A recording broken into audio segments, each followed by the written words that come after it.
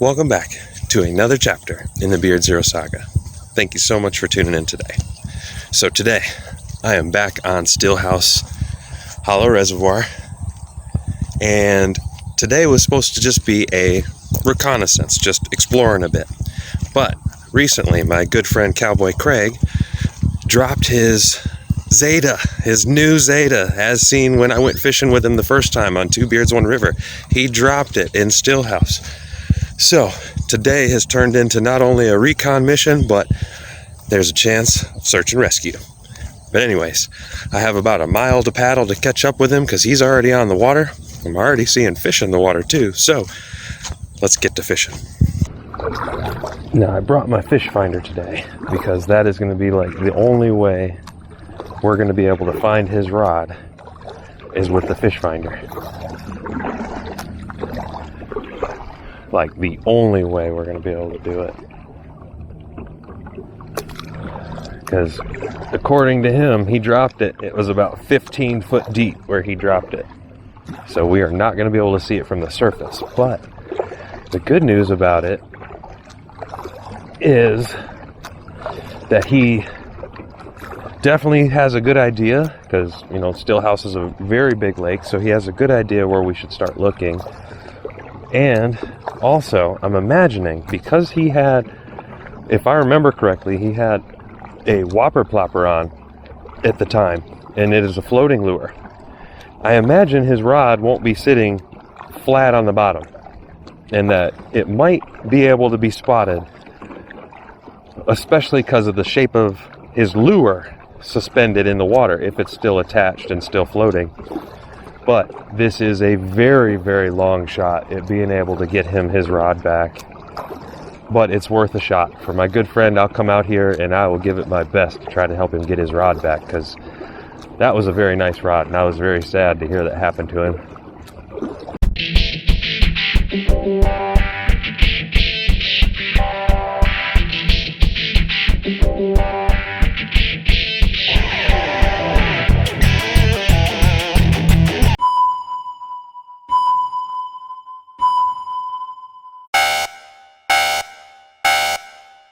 Any luck? Kind of, not really fishing, building contour map. Yeah. So, did you see anything interesting on your fish finder yet, as far as in the area where you dropped your rod? No? No, because I can see my path that I was at over there that day. Well, I don't know why I didn't just mark a waypoint right when I did it, but I'm still learning this thing. yeah. So did you make any good passes through that area with where your rod was? Oh, yeah, I scanned the whole thing. Oh, and nothing turns up looking interesting at all? Well, I'm really sorry to hear that. I still feel bad for you, my man. I was like, man. I got bungee on mine now too. I built these bungees here that go right over the handle so that that mistake doesn't happen again. Now, is it going to save it if I roll the kayak? Maybe. Yeah. That's more my biggest concern, is in case someday I roll this thing over, I'll lose everything if it's not clipped in, strapped down. Oh, Yeah. And in this thing, my chances are probably a lot greater than in like yours or something, so yeah. They probably hanging out up in there and all that hydrilla and stuff. I probably need to run my frog over this stuff. No, like a submerged frog. A swim frog. But man, some of these areas just look awesome for fishing. I mean, I'm surprised I haven't had a little more action. The other day I was out, man, I was getting whooped by gar pike. Every other cast I was getting snapped off, even on this heavy braid. Yeah, it really doesn't matter with them. I've used 65-pound braided line and it didn't fare any better. Man, there's a lot of spotted bass in here. I catch most of them up in the river. I guarantee that one I lost on Saturday, that was an easy 20 inch. Easy. Yeah, there's some big bass in this lake too, I will say that. That would have won me big bass. It was debating whether or not to actually come out today. Yeah, I was just gonna come out. I was doing a little expeditionary mission anyways, and I was like, well, if I can get over to that area and run through it a little bit, but cripe, if you've already mapped it with yours is better than mine is. Yeah. And if you can't find it, I probably won't be able to find it. I was thinking it would be a very distinctive shape if you came across it, especially with. It looks like the rest of the hydrilla it's laying in. No, probably not. It'll probably be like at an angle, somehow at an angle. And if you have that whopper plopper on there that's floating, that will be sticking straight up off of the angle, so you'll see it like a check mark or something. It'll look funny. It won't look natural. Well, my idea was, I didn't know if he was coming out today or not. I was going to go over there, and if I could find it and mark it and drop a pin, I was going to call you and tell you to, have your boat buddy come out and go dive and go get it. If it's 15 foot, that's doable. 15 to 20 foot. I've dived down to 25. Actually, where it was at, I don't think I'd have a problem diving down and get it. Yeah, that's what I'm saying. If I could find it, I would have been willing to do it, just not out of the kayak. There's no way I can exit this thing. There's got to be something hanging out in here somewheres. There just does. I know it. I feel it. I can feel it. There's one in here somewhere. I think a gar pike came up and snapped the tail off of it. Now this one I'll keep, and I can either remelt it and reforge it into a new lure, or I can kind of still fish with it like this. But either way, I'll keep it for later. But stick a new one on, just want to have that extra action in the tail. That tail action, the curly tail, is kind of what does it on these lures. It really adds that extra nice little,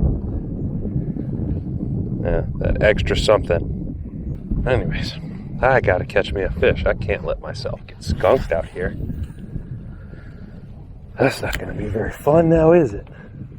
But I do have quite a bit of fishing to do still on my way back. Unfortunately, it's looking like we're not going to continue on with the mission to try to find his rod. And we kind of just turned it into leisure. He's already been out there. He's scoured the area with a more powerful fish finder than what I have. And if he can't find it, the likelihood of me being able to find it is very, very, very slim.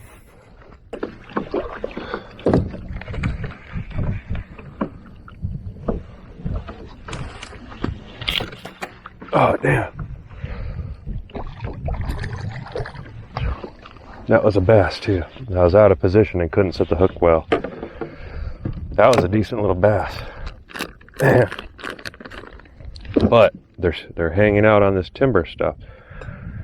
So I just learned something. Even though I didn't catch him, I learned something. Learn even when you lose. Yeah, I saw him. I saw him swimming with it. He was a decent bass. There goes something with it. Little one. But skunk out of the boat. Finally. Out this little tiny dinky guy.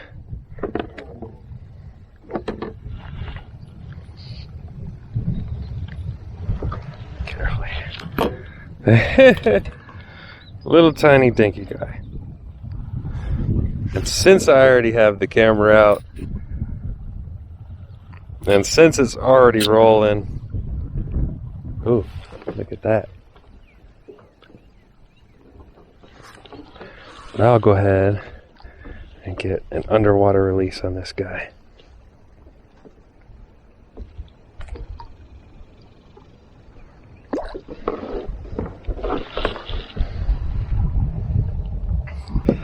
I worked hard for that fish. I worked hard for it. And I'll take it.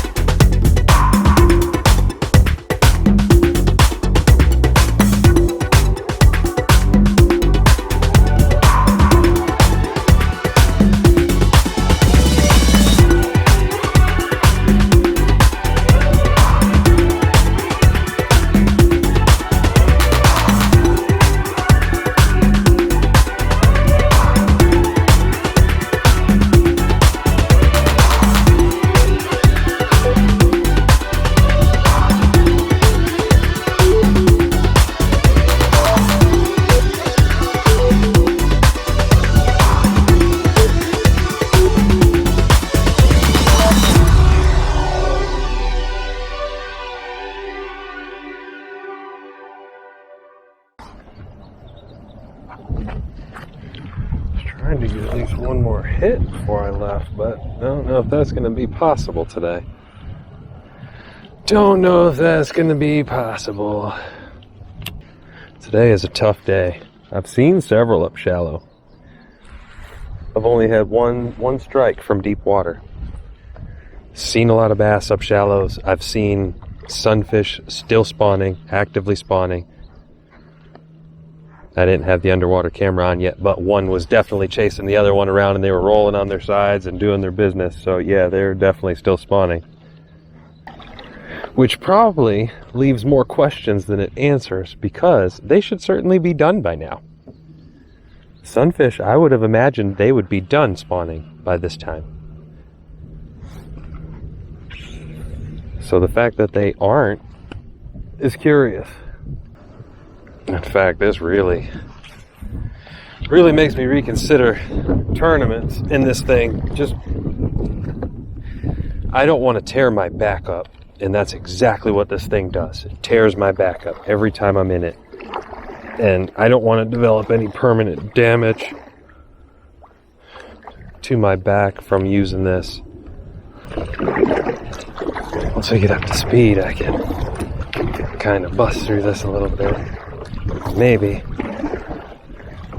this last little shoreline back to the boat ramp will give me a little windbreak to try to fish. Okay, let me paddle over here. Start this edge. I'm sorry, no idea how much time I have left of recording. It might just cut off any time. I really don't know. It doesn't give me like a 5-minute warning or anything. It just beeps and it powers down.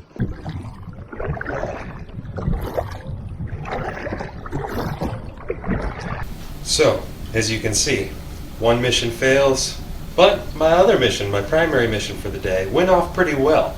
And my primary mission for the day was to get some underwater recon of Stillhouse Hollow Reservoir, and I hope you enjoyed that little segment I did of underwater footage. Especially my Australian friends, Fishing Denny and Nathan. Hope you guys enjoyed that. I'll be going after them pretty soon and catching my own carp, and I'll be able to share that with you guys. Special shout out to Fishing Denny. He definitely gave me my first shout out on another YouTube video, and man, when I saw that, I was just completely honored that I made your list of favorite YouTube channels. And two, I don't know. It's hard to explain how it made me feel, but it was a really, really good thing. And I am really glad for the friendships that I've made via my YouTube channel. Now, for the day of fishing with Cowboy Craig, fortunately for him, he was able to replace his rod. Although we didn't get his rod back for him, well, we knew going into it it was a long shot and that we were probably going to fail at that mission. But we were going to try either way, give it a shot. Now, I do have some good news and some bad news going forward with the channel. So, I'll start with the bad news. Today is June 30th. It marks the 4-month period of me being a YouTuber and consistently posting YouTube videos. And I've had a lot of fun doing it. Definitely had a lot of fun. But I am poised to miss my deadline tonight of having 100 subscribers in my first 4 months of filming. So, I promised myself when I began this that if I didn't have at least 100 subscribers by 4 months, that I would allocate my time elsewhere and not continue on filming and posting public videos on YouTube. Now, the good news in all this, I will still be leaving up all my videos. I'm not going to delete anything, not take anything away. I'll still comment and reply to your comments on any of those videos. I certainly love being in the fishing community, and all my YouTubing friends out there that produce their own videos, I will still be there watching your videos and commenting on your videos just the same. I just won't be publicly posting my own anymore. Unless somehow miraculously by tonight I end up with hitting 100 subscribers. But more good news. I will still be making baits, and I will be making available to the public my artistic lures. Since I'll be taking time away from YouTubing and whatnot, I have more time available. I can now offer artistic lures to people. So if you are interested in having any artistic lures done by me, feel free to contact me at my Gmail, and I will work with you to make whatever lure your heart desires. I'm a custom bait maker. That's what I do. This YouTubing, I have no professional background in media or any type of film. All of my editing and stuff, it started off fairly poor because I knew nothing of it.